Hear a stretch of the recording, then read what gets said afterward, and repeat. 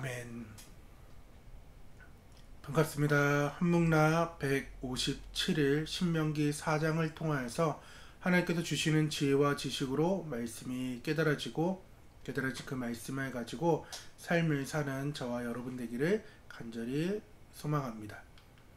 오늘 4장의 개요는 가나안 입성을 앞두고 하나님께서 주신 율법과 규례와 법도를 왜 지켜야 하는가에 대한 논증이 열심히 이야기하고 있습니다. 무엇보다도 율법은 전능하신 하나님께서 역사상 한 번도 존재하지 않았던 방식으로 권위를 나타내시고 초자연적인 방법으로 주신 명령입니다. 그런 분을 섬기지 않고 우상을 숭배하는 것처럼 어리석은 일은 없을 것입니다.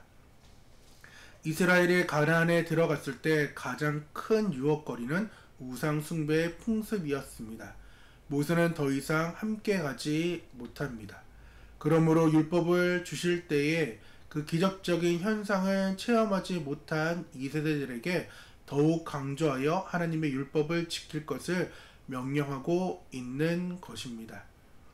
사장의 주요 내용은 율법은 오직 이스라엘에게만 주어진 것으로 절대 준수해야 할 명령이며 가감해서는 안 된다고 가르치고, 율법이 주어지던 때의 상황을 설명함으로써 율법의 신적인 권위를 인식시켜 주며 율법을 주신 하나님의 거룩성과 유일성을 제시하면서 다른 신을 섬기지 말 것과 그럼에도 우상 숭배를 했을 때의 엄청난 죄의 대가에 대하여 경고하고 백성들로 하여금 오직 여호와만을 섬기도록 촉구하고 있습니다.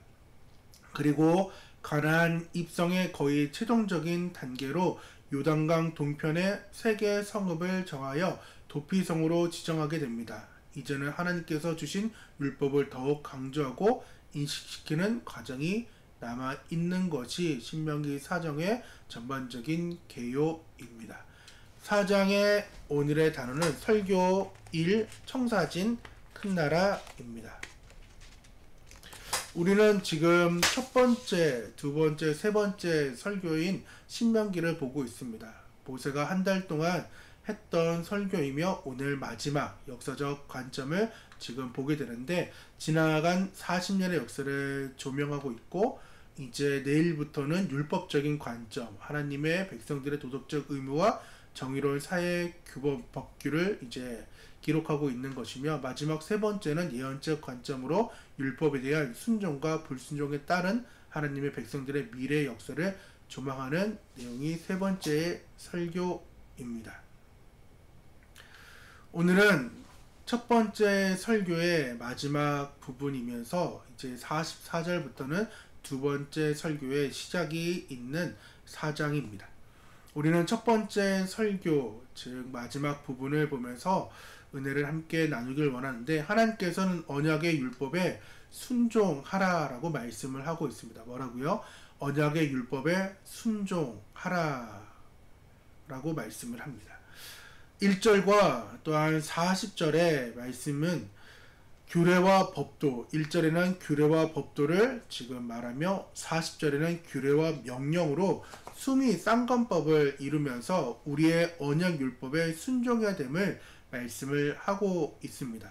그래서 규례, 이 호크는 새겨넣다, 조각하다의 의미이며 일정한 규칙 또는 정해진 관례를 의미하는데, 성경에서는 하나님이 지키라고 명령하신 규칙과 관련한 일체가 규례입니다. 법도, 미시파트는 재판하다, 다스리다 라는 뜻으로 법률이나 제도를 의미하고 있으며, 성경적으로는 하나님께서 친히 세우신 법률과 규범, 도덕인 원칙을 의미하는 것이 이 미시파트입니다. 이 미시파트를 작게는 이제 모세의 오경을 지칭하고 더 작게는 10계명을 다룹니다. 그래서 오늘 10계명의 첫 번째인 계명을 계속해서 이 4장에서 말씀을 하고 있는데, 이 일들에 대해서 이 미시파트는 하나님이 이스라엘 백성들에게 하나님을 잘 섬기도록 이렇게 시험하는 바른 척도, 신앙의 바른 척도로 이렇게 사용했던 것이 법도 미시파트입니다. 이렇게 하나님께서는 규례와 법도를 이제 순종하라고 하신 이유가 이스라엘 백성들을 큰 나라로 세우기 위함입니다. 지금 6절이 빠졌는데 5절에서 8절까지는 이 큰 나라가 3번이나 나옵니다. 즉 하나님께서는 레위기에 말씀했던 지금 제사장 나라가 어떤 것인지를 다시금 모세를 통하여서 이 세대에게 지금 청사진을 보여주고 있는 것입니다. 큰 나라의 첫 번째 조건은 가감하지 말아야 합니다. 즉 하나님의 명령에 가감하지 말아야 되는 것이 지금 첫 번째 말씀입니다. 모세는 이 세대에게 첫 번째 설교를 지금 마무리하면서 하나님의 말씀에 대한 순종을 촉구하고 있습니다. 하나님께서 주신 그 말씀을 잘 지키면 이스라엘 백성들이 살게 될 것이라고 모세는 지금 말씀하고 있습니다. 그래서 가나안 땅에도 들어갈 수 있음을 말하고 있습니다. 그래서 모세는 지금 하나님께 주신 그 말씀에 대해 그대로 지키라고 말씀을 합니다. 임의대로 첨가하거나 빼서는 안 된다라고 말씀을 하고 있는 것입니다. 하지만 하나님의 말씀에 우리의 인간적인 생각이 더해지고 또한 불필요한 생각들이 더해져서 내 생각대로 말씀을 첨가하고 또한 이것은 별로인데 라고 생각하면서 빼버리는 그러한 내 입맛에 맞게 말씀을 지금 가감 없이 이렇게 해야 되는데 가감하면서 그 말씀을 행하려고 하는 우리의 모습들에 대해 하나님께서는 큰 나라의 백성이라면은 내 명령, 규례, 법들을 가감없이 행하라고 하나님은 말씀을 하고 있다라는 것입니다. 그렇기 때문에 하나님의 말씀은 이미 충분하며 완전하며 부족함이 없다는 사실을 우리는 올바로 알아야 됩니다. 큰 나라의 두 번째 조건은 지켜 행해야 하며 힘써 지켜야 합니다. 모세는 백성들에게 하나님이 주신 그 말씀을 지켜 행하라고 말씀을 하고 있습니다. 그리고 힘써 지키라고도 말씀하고 있습니다. 가감없이 하나님께서 말씀이 우리에게 전해질 때에 우리는 지켜 행해야 되며 힘써 지킬 줄 알아야 됩니다. 그러할 때에 하나님의 말씀을 지킬 때만이 승리와 생명과 축복이 있기 때문입니다. 모세는 지금 말씀에 순종하지 않아 벌을 받았던 과거를 회상하고 있으면서 이 세대에게, 즉 자녀인 세대들에게 순종할 것을 권면하고 있는데 그 과거는 민수기 25장에 나타났던 바알 부월의 사건입니다. 바알 부월의 사건, 우리가 민수기 25장을 통해서 함께 나누었는데 거짓 선지자 발람이 모압 왕 발락에게 지금 돈을 선불로 받았어요. 근데 하나님께서 4번을 통하여서 이스라엘 백성들을 축복하게 되니까 이 발람 선지자가 마음이 찝찝한 거예요. 돈은 이미 받았고 하나님께서 입술을 주장하여서 지금 모압 편에 서가지고 저주를 해야 되는 입장이 지금 축복을 하게 되니까 발락 왕을 볼 면목이 없는 거예요. 그래서 이 발람 선지자는 하나의 묘책을 내게 되는데 어떤 학자는 그것을 설계된 저주라고 말합니다. 그만큼 아주 철저한 설계로 저주가 되었습니다. 그래서 이스라엘 백성들이 부올의 지역에서 바알의 신을 이제 섬기는 이방인의 제사들을 보게 되고 또한 사제들이 여사제들이 나와서 음란한 행위를 하는 것들을 보면서 그 일에 가담하게 됩니다.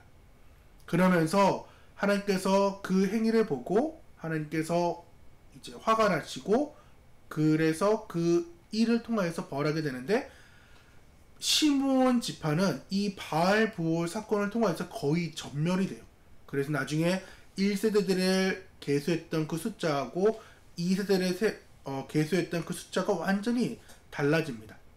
그리고 백성들은 이 일로 통하여서 24,000명이 죽게 되는 그 어마어마한 일이 바알 부올의 사건이에요. 그래서 지금 모세는 자녀 세대들에게 너희 부모와 같이 되지 말고 하느님의 법을 지켜 나아가며 힘써 지키라고 말씀하고 있는 것입니다. 우리는 큰 나라를 이루기 위해 우리는 어떠한 삶을 살아야 할까요? 첫 번째는 붙어 있어야 됩니다. 붙어 있어라. 신명기 4장 4절에는 오직 너희의 하나님 여호와께 붙어 떠나지 않은 너희는 오늘까지 다 생존하였느니라 라고 말씀을 하고 있어요. 여호와께 붙어 있을 때만이 오늘까지 우리가 생존할 수 있다라는 것입니다. 그러면서 1세대와 다르게 2세대들에게는 살아있는 그것은 하나님과 연합한 삶을 살았기 때문이라고 말합니다. 이 연합, 다바크는 이 동사는 부부와의 연합을 말합니다. 즉 알매 연합을 말합니다.